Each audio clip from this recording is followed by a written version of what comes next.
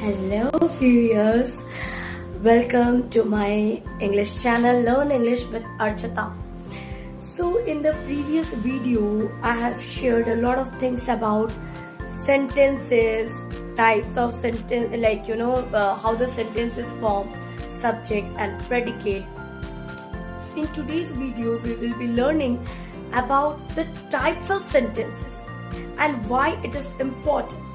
When we talk to someone, we talk in many ways. Either we ask questions, either we say just in a form of sentence, a normal sentence, or we sometimes we are awed with the exclaimed with a lot of surprise and feelings, and sometimes we suggest someone, advise someone, or tell someone to do something.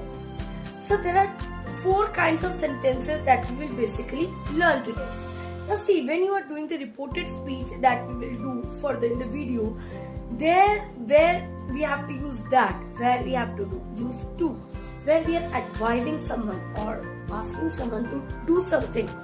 That all depends on the type of sentence. What kind of sentence is it? Now, in the types of sentences, let me introduce the types of sentences one by one, and then we will come to the types of examples. With the help of examples, we will learn the type of sentences in a better way. Now, for example, first example is declarative sentence. Now, what you understand by something declared? Something like that is already done. What do you understand by?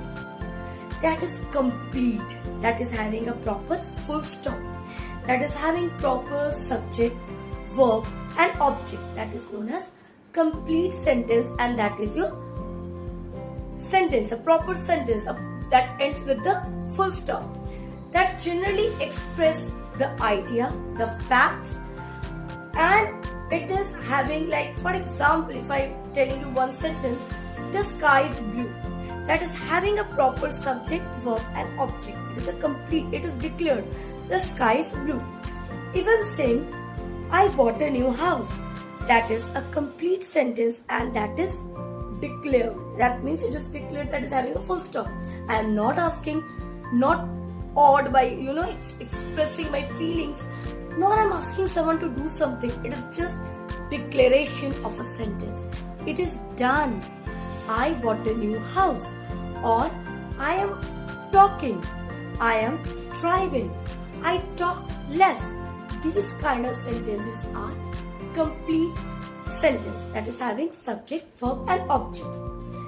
Now, next kind of sentence is our interrogative sentence. Police interrogation you have already heard, right? Where a police interrogate or police ask. Now, what is an interrogative sentence? Interrogative sentence is a sentence where you are asking someone something, and especially your helping verb is used before the noun or pronoun. Like for example, if you are saying, can you do a favor? Can you help me? Where to go? What are you doing? If you are asking like that, is fine. But if there is a helping verb, that will be used before noun and pronoun. For example, can you help me? Will you do me a favor? Will she help? Can you go there? So you are asking something to do, and you are asking, like for example, you are properly questioning something. So that the helping verb comes before the noun or pronoun, or generally with what we ask. Which subject would you choose? What are you doing? When you will be back? These are proper interrogative sentences.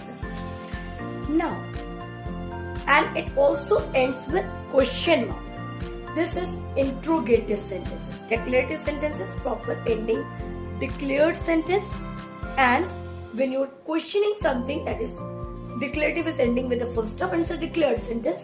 And interrogative sentences are where we are asking questions with a question mark, and the helping verb comes before the noun and the pronoun. Now, what are exclamation? We are exclaiming, exclamation mark. You have already heard about exclamation mark. Now, what is an exclamation mark?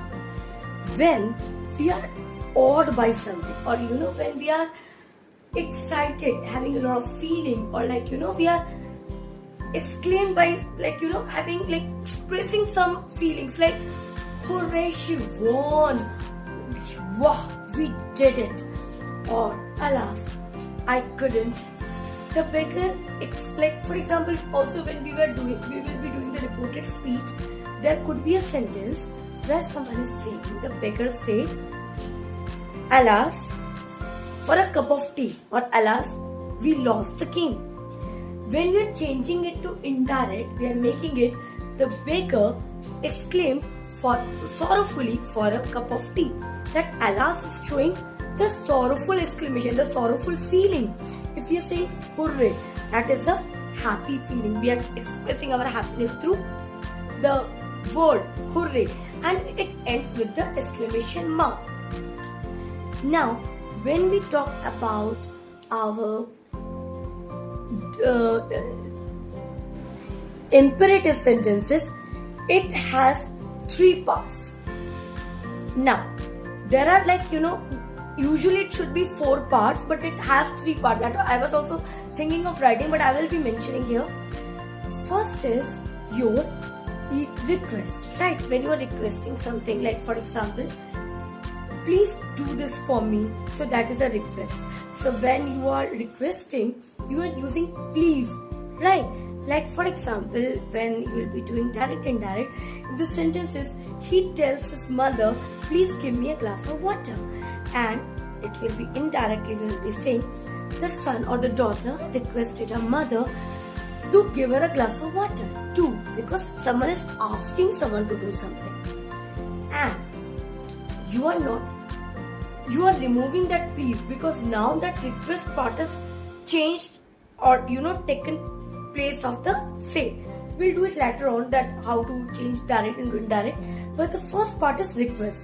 Second part is advice. If I'm asked, the doctor advises you should eat green vegetables, जिनके consequences से हमें कोई फर्क नहीं पड़ता. That means we don't have to be bothered about the consequences. We just need to tell someone that you should do, people keep on advising people that you should do this, you should do that. They have nothing to do with whether I'll be affected or not, but they just keep on giving advice. Sometimes good advice, sometimes bad advice. Mostly, like for example, the doctor said you should eat green vegetables, you should exercise daily, or you should work upon it, you should work hard lest you will fail. So here you are using, mostly should is used for advice, and there you are advising someone something whose consequences you don't need to face, right? Next one is request, advice. Third is command or order. There is a difference between command and order. When you are saying it to a group, then it will be command, right? Like for example, the teacher commanded the class to stand up immediately. You are commanding to a group, so there you are using command. Please always keep in mind, for group we use command, and for individual, one person, we use order. Like the master ordered the boy to stand outside, or the master ordered the boy to get him some food. So these are the general difference, that command is for the group and order is for the individual. Now, that one more that I need to add, that is the suggestion. When we are suggesting someone, like I'm telling my friend, let's hang out this weekend, let's do something new. So I am just suggesting, where I am also involved. Kuch karte hain, new ideas or something. So there we are suggesting. There what we do, we use let us. Let us do this. Let's do this. Let's plan out something. So we are giving the suggestion. Okay, so now with examples, we will recapitulate some of the points, and so that you can understand it in a better way. Now as you can see, these sentences are written here: declarative, exclamatory, interrogative and imperative. One more I will be adding here, that is a suggestion. Declarative sentences having subject, verb and object. It expresses the facts and it ends with a full stop. For example, the sky is blue. Harry went for shopping. I bought a new house. She is going to market. These all sentences are already declared. Proper subject, verb, object and ends with a full stop. That means already complete sentence. It is not asking anything. It is not, expressing any feelings. It is not giving any suggestion, advice, command or request. It is not doing anything. It is just a proper subject, verb, object sentence. Next one is exclamatory. Exclaim. I'm exclaimed with joy. I'm exclaimed with sorrow. So wherever we are exclaiming something, that is the exclamatory sentence that ends with the exclamation mark. Okay, like for example, wow, hooray, happy, alas. These sentences, bravo, these sentences where we are expressing our feelings, that is known as exclamatory sentence, and that is expressing strong feelings or emotions. Now, what is an interrogative sentence? Where we are asking questions. Generally, when we ask question, it is like, where are you going? What are you doing? Which way you will go? But when we are using helping verb, there you can see the helping verb always comes before the noun or pronoun. Like, are we ready for this? If I change that interrogative sentence into normal declarative sentence, what it will be? We are ready for this. But if we change that declarative sentence into interrogative sentence, it will be, are we ready for this? That means we are ready for this. Are is a helping verb that came before the we. Right? Now, are we late? Are we getting late? Can we do this? Any kind of sentence where it ends with the question mark and the helping verb is coming before the noun or pronoun. Now, the last one is very important, that is the imperative sentence, where it is of 3 types and one more type, that is suggestion. Now, let's do these 3 types. Command or order. As I already said, there is a difference between command and order. Command is for the group and order is for the one person. Like the headmaster ordered the boy to bring his notebook. If it is for the command, then it will be the headmaster commanded the class to bring their notebook. That means it is for the group. It is always for the group. Request, where we are using a simple please. That is where we are requesting someone to do something, that please, or for example, can you please help me? Or please get me that book. Wherever we are using the word please, that is a request. Please give me that book.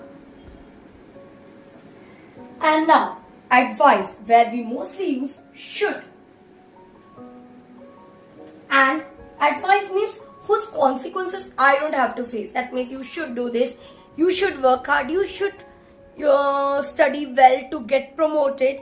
So wherever we are advising something whose consequences I don't have to face, so that is a advice. And one more thing that is there, that is a suggestion, that is mostly not used in the imperative sentence, but it is a part of it. That is where we are suggesting something, suggesting our friends, let's do something, any idea or something that we are giving.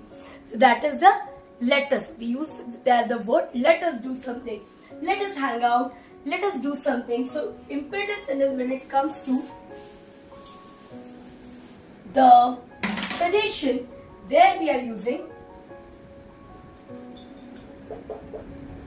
let us or let apostrophe s. Let us do something, let us go somewhere. So there we are using let us. That's all for today's video. Thank you so much. And if you have any idea, please comment down your ideas and let's meet in another video. Thank you so much. Bye bye.